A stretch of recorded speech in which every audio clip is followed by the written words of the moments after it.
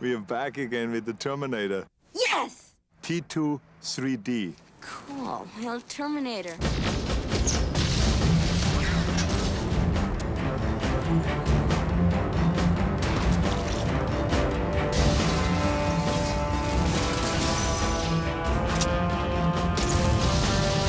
Arnold Schwarzenegger, director James Cameron, and special effects master Stan Winston have reunited to continue the Terminator saga. But this time, they're back to create more than just a movie. Join them on a journey behind the scenes to Universal Studios Hollywood to witness the challenge of blending a live-action stunt show with an amazing 3D film for an experience unlike anything seen before.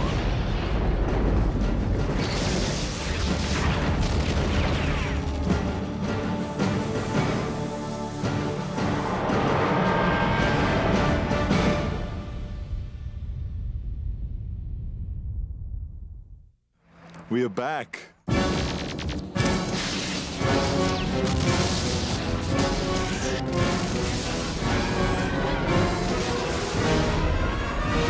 Terminator is a giant phenomenon. Both of the films, the first two Terminators, have been done extremely well. They have been received all over the world with gigantic enthusiasm. In the second film, everybody embraced it, even though we took the most sinister killer in history and turned him into a hero. Come with me if you want to live.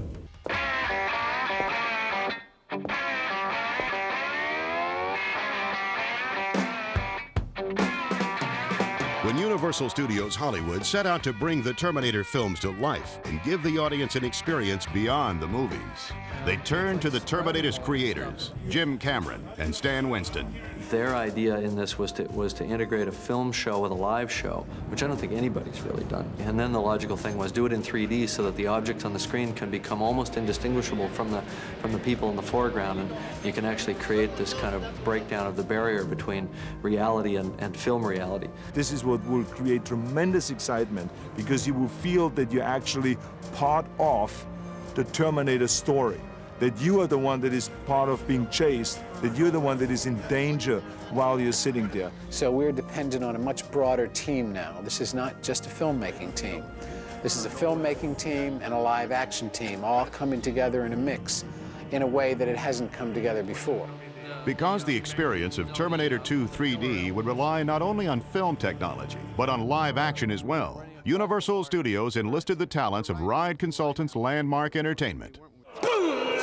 All the live guys understand that what we're doing ultimately interconnects with film. And likewise, all the film guys understand that this film doesn't exist on its own. It's going to be part of this live performance.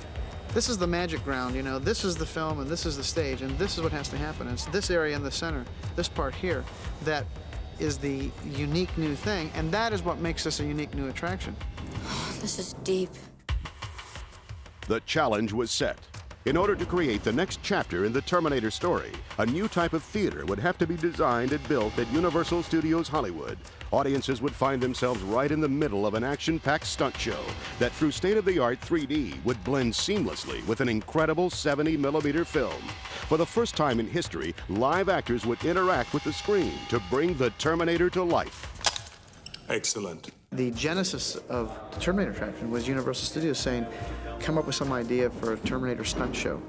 Universal has pioneered those things for the entire industry. They have really made it their mission to create something new, something you haven't seen or experienced before. And we owe that to Lucas and Spielberg and Cameron and those guys who have created movies that are so compelling and they involve you so much and the effects are so spectacular that the whole expectation level of the audience has gone up. We went into it with this sense that we were not just doing a kind of knockoff ride or themed attraction to kind of just be spun out from the film, but one that would create a stepping stone to a third theatrical production. Get down. This is break ground. This is a new venue. As Terminator 1 was a new venue for film, this is a new venue.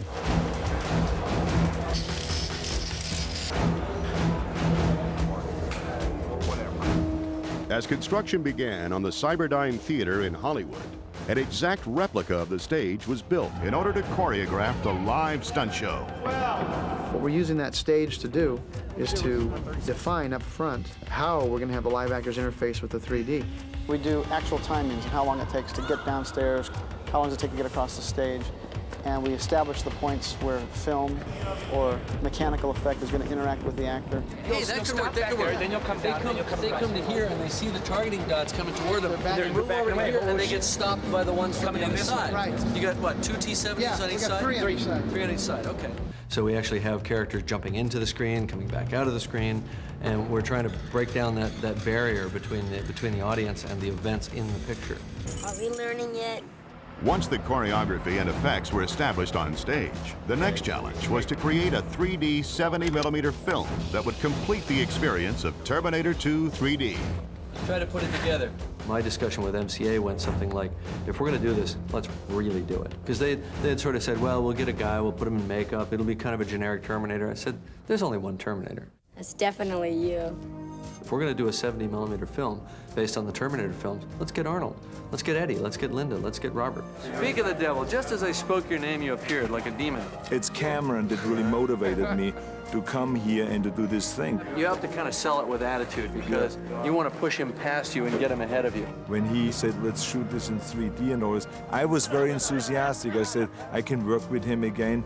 I don't have to worry about anything. I know when I come on the set, the shots are set up in the most perfect way and grand, the whole thing, and that he will have, again, the best team together. And when you have someone as committed and creative and imaginative at the helm as Jim Cameron, then it's going to get done.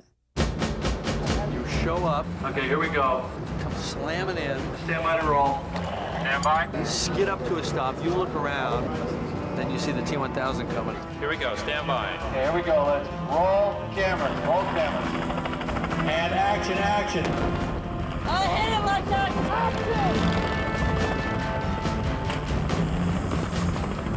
When we come back, we'll see how Universal Studios Hollywood is bringing the Terminator to life beyond the movies. End sticks. That is it, cut, end sticks. Of course, Cameron again goes a step beyond, and now he shoots 3D. So now we call it T2 3D. In order to create the illusion of live actors jumping into a movie screen, Universal Studios Hollywood set out to create a realistic 3D film that would sweep the audience into the heart of Terminator's future war. This movie is huge. I mean, it was overwhelming when I thought about it. I had no idea what I was getting into as producer, I'll guarantee you. Me and Arnold are going to jump into the screen, into this 3D world, and, you know, it's kind of continuing the T2 story. Reuniting the production team from Terminator 2, the 3D film would require 3 weeks of night shooting in the Arizona desert. It was wonderful going out and seeing this future war set out in the desert. It was very unsettling. It was a phenomenal set. It had surpassed the sets we had had on the previous shows. I've never even heard of this place before. I said, what? We're going somewhere on the California and Arizona border. There's a steel mill. There's a mining town. You know, we're out in the middle of the desert, out in the middle of nowhere, you know? And look at this. It's awesome. Actually, give me a big yell, because I can carry that yell through the air on the stunt guy. John leaps on the motorcycle takes off, leaps through the time portal into the future, and we, the audience, get sucked through into the future behind them, and all of a sudden we're inhabiting their universe. Jump into the future, you stop and look back, he comes into the future behind you, and his hands grow into hooks. Wow. T-1000 is still targeted on John and Sarah, and he's chased them back in time to the future world. Here we go, stand by, Robert. You've gassed it, you've taken off. He's taking a swipe at you. And when he gets in their camera range, about 6 feet away where I was swatting, I start swatting like crazy. And slag! He's gaining! Let's run it a few times and we'll tie the camera in the movement of the camera. Okay. The way Jim shoots with action is it's always a moving camera. And that was one of the biggest challenges we had. Come down a little, Gino. Higher cliff. Swing the main arm over. Okay, up a little higher. Okay, Dougie, come to the right. This is a move. You know, these 3D cameras are huge. These are 3D 70mm 2 cameras mounted. They weigh tons. One is shooting down into a beam splitter and the other one is shooting through it in order to get the two images aligned. So new equipment had to be developed to allow Jim to get the kind of shots that he wants to get. We probably had every crane ever built maneuvering a 600-pound package around, including cable cam, which can move up to 30, 40 miles an hour. We hooked our 600-pound rig to that. He came to me before we started shooting. He says, this rigging is entirely different than on Terminator 2. This enables me to get much better shots here. For me, the trick to doing 3D is to not to have one kind of gag where something's coming straight out at you after another. So basically what it amounts to is when you go, these things are growing right out to the audience. You have to tell a story, you have to have a narrative, and you have to stick to the normal cinematic style. And then every once in a while, if something should happen to come off the screen and come into the audience, Right, that's it. you try to integrate that in an organic way so the audience doesn't feel like they're just getting poked in the eye one time after another. Even though the goal is to poke them in the eye one time after another. Because I want to set the stage for a shot where we go into one of these hits and we see it come back and go past the lens. Jim Cameron is a director that always goes all the way and then much more. Lazy we don't want. Let me show you what I want you to do. It kind of goes like that.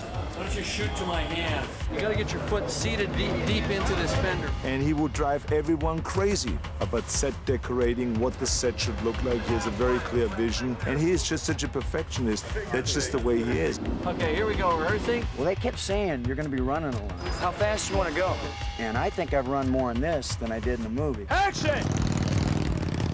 The wheels of the T-1000 really get stiff. But so far, I haven't let myself down. I caught him. A mile up the road there. There's a lot of running, escaping, trying to hide, trying to get away from the enemy and all those things. So I have to practice the spinning of the gun in a very efficient way and in a very accurate way in order to really sell the idea that it's a machine that I am rather than a regular human being. Careful, I don't need that camera. Then I have this gun with me in the car, I have it in the office, I take it with me everywhere just so I practice all the time so it again becomes second nature. That's fabulous. You cock the gun, fire again. His head comes open into the sauce head effect, which does stop him. He tumbles and falls. You're going to see it blast open, and this guy will be going down okay. Ready, and action! Bang! Let's bitch. We just want to do one more. I want to lessen this fire. And we're on to the next shot. Do one where we start on the robot. We have now that opportunity to take something we have developed to a certain extent and now develop it even a little bit further. We, of course, are bringing the endoskeleton back to life. We have walking rigs that are carried on Shane Mahan's shoulder. We have the endoskeleton attached to a crane arm. We use all of these different methods to take this machine that's supposed to be able to walk on his own and assimilate his walk. Now the body is going to surge up and forward And down. and down, Right. and you're going to wind up in this position.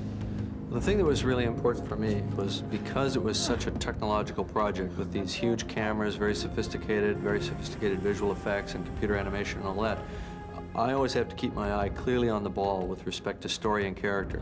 You're missing the point. As long as she's got ammo, she has to be fighting the T-1000. If she's fighting the T-1000 and we don't see the outcome, and we go into the future, and the next thing we know, the T-1000 comes jumping into the future with us, Sarah's dead. The audience finds their way into a story like this through the characters. And even beyond that, we've created new machines, new adversaries, new problems for the Terminator to face, and those are in 3D. So you're going to see a step in the evolution of the story and of the characters in T2 Battle Across Time, which may be finished in the third film.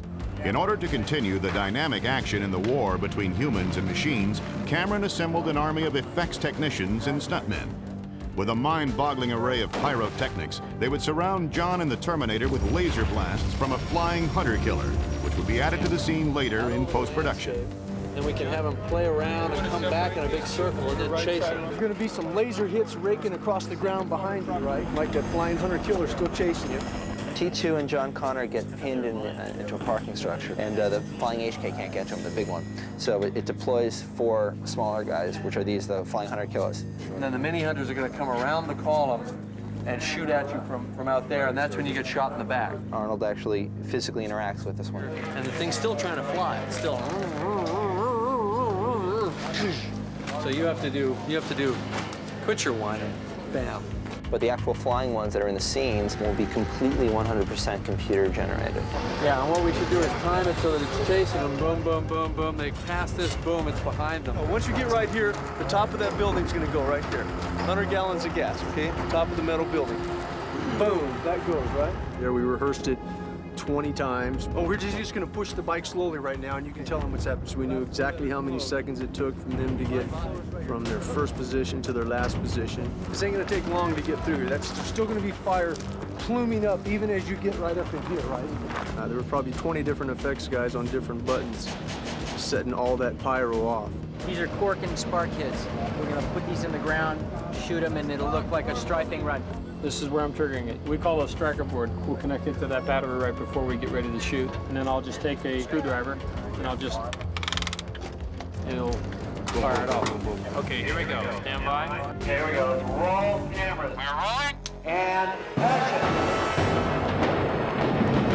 That was a nice explosion.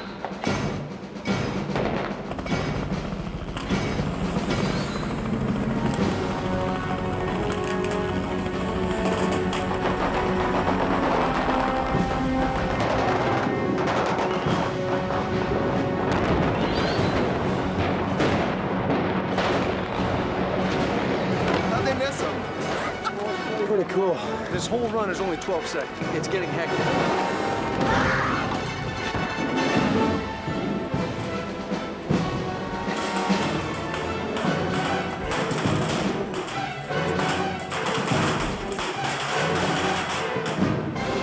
From this position,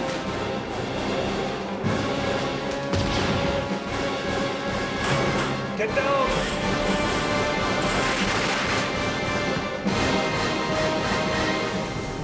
Hasta la vista, baby.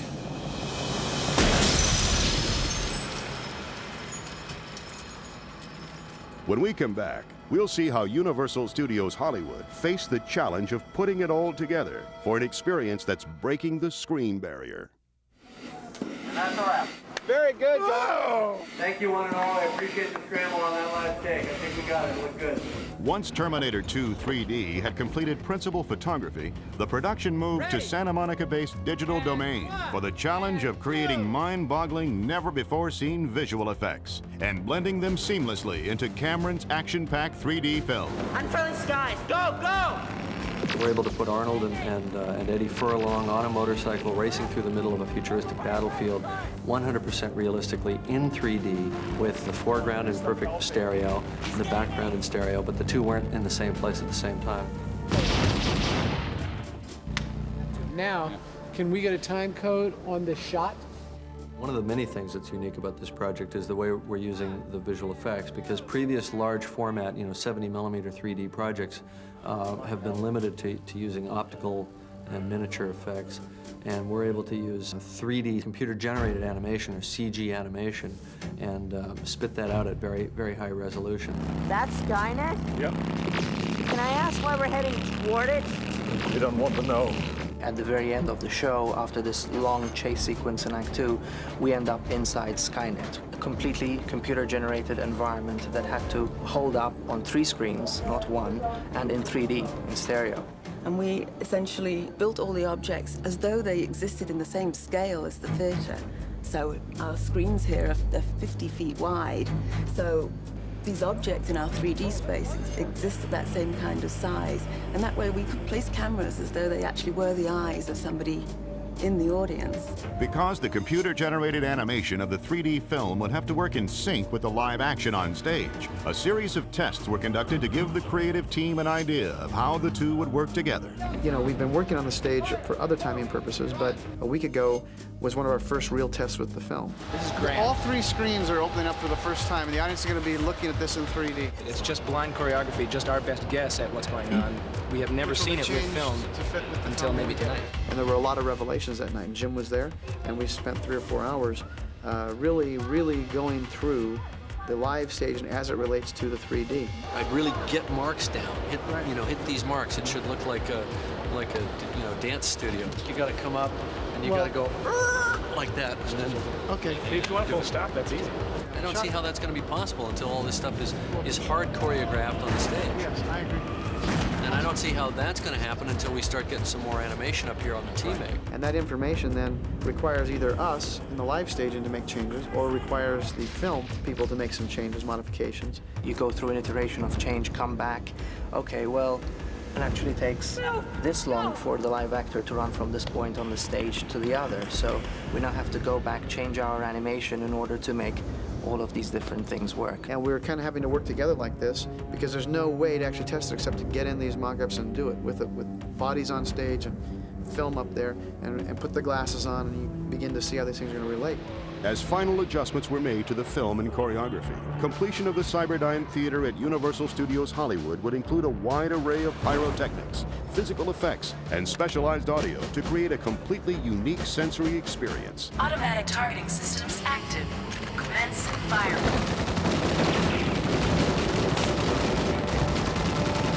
The sound design for T2 Battle Across Time is unique because it's a 3D experience, and we're trying to enhance the 3D picture by creating an illusion of 3D audio in this venue. So they have to be able to see the sound and feel the sound coming to them. They also have to be able to feel and see the sound as it goes deep into the scene. With a custom-made system using 24 tracks of digital playback and 66 separate speaker locations, the sound designers were able to completely engulf the audience in the Terminator experience. There's no other theater like this in the world. This is a very unique experience, and I think that Universal seems to deliver on that. They're cutting new grounds every time, and this is definitely going to be something to try to beat. Let's bust the move. So the thing is really a kind of sensory assault at that level. Hit him up nuts! You are completely enveloped in this 3D world. Break it! He's got it! It just keeps coming at you. We use environmental effects, 3D effects. It's the whole kitchen sink. And that makes it huge, and it makes it wonderful. That's the kind of experience I want them to have, and that's what we will give them. They'll go in thinking it's just some gimmick, and they'll see that it's actually a continuation of the storyline. It's almost like a third Terminator film. It's just that you can't go to see it in any theater in your neighborhood. There's only one or hopefully 2 theaters in the world that you can go to see the next Terminator movie in. Let's go! Gaming! I don't think anybody's going to walk out of the theater disappointed, that's for sure.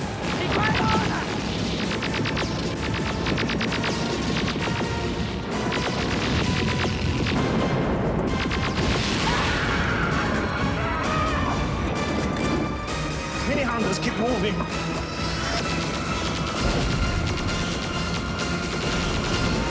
Get down!